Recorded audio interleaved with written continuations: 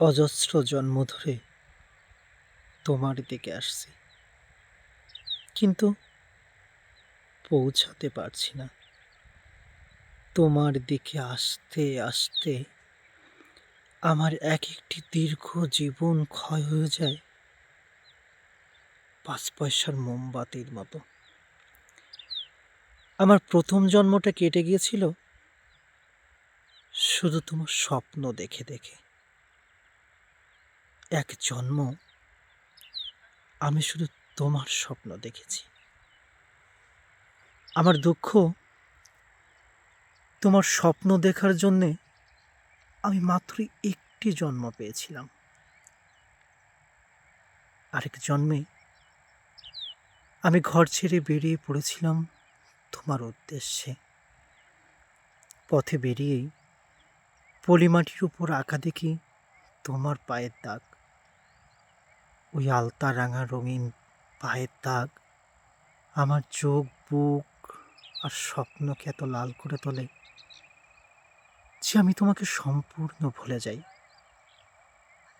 ওই রঙিন পায়ের দাগ প্রদক্ষিণ করতে করতে আমার ওই জন্মটাও কেটে যায়। আরেক জন্মে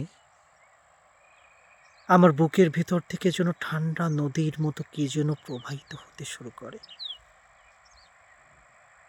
আমার দীর্ঘশ্বাসে তুমি কেঁপে উঠতে পারো ভেবে একটা মর্মান্তিক দীর্ঘশ্বাস বুকে চেপে কাটিয়ে দিই সম্পূর্ণ জন্মটা। আমার দুঃখ, আমার কোমলতম দীর্ঘশ্বাসটি ছিল মাত্র এক জন্মের সমান দীর্ঘ। আমার ষোড়শ জন্মে একটি গোলাপ আমার পথ রোধ করে।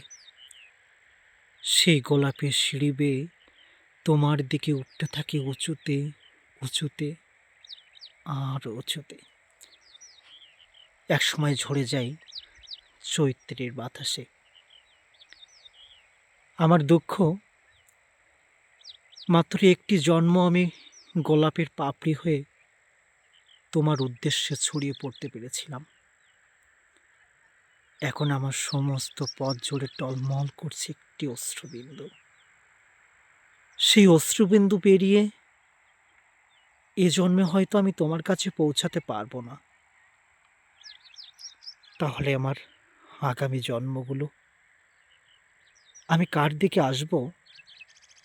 আমি কার দিকে আসব?